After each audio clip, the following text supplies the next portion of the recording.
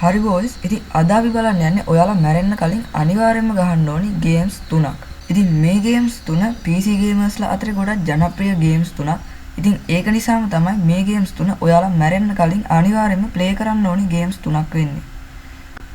ඉතින් අපි ටග් ගාලා වීඩියෝ එකට ගිහිල්ලා බලමු මොනවාද අද අපි අරන් ඇවිත් තියෙන ගේම්ස් 3 කියලා.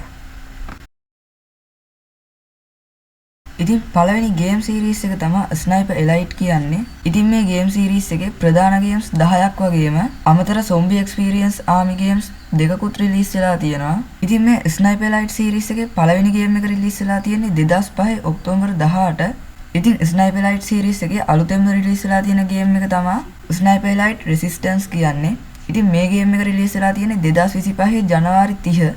ඉතින් ස්නයිපර් එලයිට් ගේම්ස් ගොඩක් වෙලාවට පළවෙනි ලෝක යුද්ධය සහ දෙවෙනි ලෝක යුද්ධෙත් එක්ක තමයි යන්නේ. ඉතින් පට්ටම එක්ස්පීරියන්ස් එකක් ගන්න පුළුවන් සුපිරි ගේම් සීරීස් එකක් තමයි ස්නයිපර් එලයිට් කියලා කියන්නේ.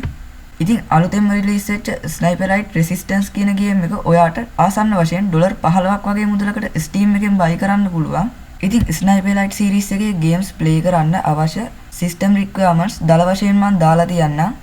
ඉතින් හැම ගේම් එකක්ම ප්ලේ කරන්න මේ සිස්ටම් රික්වයර්මන්ට්ස් හරියන්නේ නැහැ. දල වශයෙන් මේ වගේ සිස්ටම් රික්වයර්මන්ට්ස් තියෙනවා නම් ඔයාට මේ ගේම්ස් ප්ලේ කරන්න පුළුවන්. ඉතින් ඔයාට PC එකකට අමතරව PlayStation වගේම Xbox වලිනුත් මේ ගේම් එක ප්ලේ කරන්න පුළුවන්. ඉතින් ඊළඟට ඔයා මැරෙන්න කලින් අනිවාර්යයෙන්ම ප්ලේ කරන්න ඕනි ගේම් එකක් තමයි Far Cry කියන්නේ. ඉතින් මේ Far Cry ගේම් සීරීස් එකේ මේන් ගේම්ස් 6ක් රිලීස් වෙලා තියෙනවා. ඉතින් පළවෙනි ගේම් එක රිලීස් වෙලා තියෙන්නේ 2004 මාර්තු 23. ඒ තමයි Far Cry 1 ගේම් එක. ඉතින් අන්තිමට අවිත් තියෙන ගේම් එක තමයි Far Cry 6 කියන්නේ. Far Cry 6 ගේම් එක රිලීස් වෙලා තියෙන්නේ 2021 ඔක්තෝබර් 7. ඉතින් Far Cry ගේම් සීරීස් එක ප්ලේ කරන්නත් ඔයාලට දල වශයෙන් ඕන වෙන සිස්ටම් රික්වයර්මන්ට්ස් මම දාලා තියන්නම්. මේකත් ස්නයිපර් එලයිට් වගේමයි. හැම ගේම් එකකටම එකම සිස්ටම් රික්වයර්මන්ට්ස් නෙවෙයි තියෙන්නේ. ඉතින් සමහර Far Cry ගේම්ස් වලට මේ සිස්ටම් රික්වයර්මන්ට්ස් ඔයාට අඩුවෙන් තිබ්බට අවුලක් වෙන්නේ නැහැ. සමහර ගේම්ස් වලට සිස්ටම් රික්වයර්මන්ට්ස් ටිකක් වැඩිපුර ඕනි. මොකද Far Cry 6 ගේම් එකේම පාට්ට ග්‍රැෆික් තියෙන සුපිරිම ගේම් එකක්. ඉතින් මේ ගේම්ස් වල ලස්සන ස්ටෝරි ලයින් එකකුත් ඔයාලට බලා ගන්න පුළුවන්. ඔයා මැරෙන්න කලින් අනිවාර්යයෙන්ම මේ ගේම් එකක් ප්ලේ කරන්න ඕනේ. ඉතින් Far Cry ගේම් සීරීස් එක ඔයාට Microsoft Windows වල වගේම PlayStation 4 සහ PlayStation 5 වලත් ප්ලේ කරන්න පුළුවන්. ඉතින් අන්තිමට රිලීස් වෙච්ච Far Cry 6 ගේම් එක ඔයාට දල වශයෙන් $40කට විතර Steam එක හරහා buy කරන්න පුළුවන්. ඉතින් ස්ටෝරි මෝඩ් ගේම්ස් ගැන කතා කරනකොට කතා නොකරම බැරි ගේම් එකක් තියෙනවා. ඉතින් ඔයාලා දැනටමත් දන්නවා ඇති මේ ගේම් එක මොකක්ද කියලා. ඉතින් මම හිතුවා මේ වීඩියෝ එකේ ඒ ගේම් එක ගැන පොඩ්ඩක් කතා කරන්න. ඉතින් ඒක තමයි අපි කවුරුත් දන්න GTA සීරීස් එක කියන්නේ. ඉතින් ස්ටෝරි මෝඩ් ගේම් කියන එක ගේමර්ස්ලා අතරේ ගොඩක් ජනප්‍රිය කරේ මේ GTA ගේම් එක.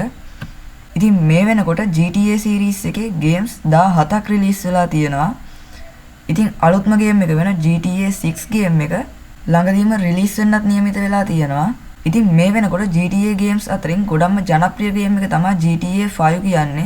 ඉතින් පට්ටම ග්‍රැෆික් තියෙන සුපිරි ගේම් එකක් තමයි GTA 5 කියන්නේ. ඔයා මැරෙන්න කලින් අනිවාර්යයෙන්ම මේ ගේම් එක ප්ලේ කරන්නම ඕන.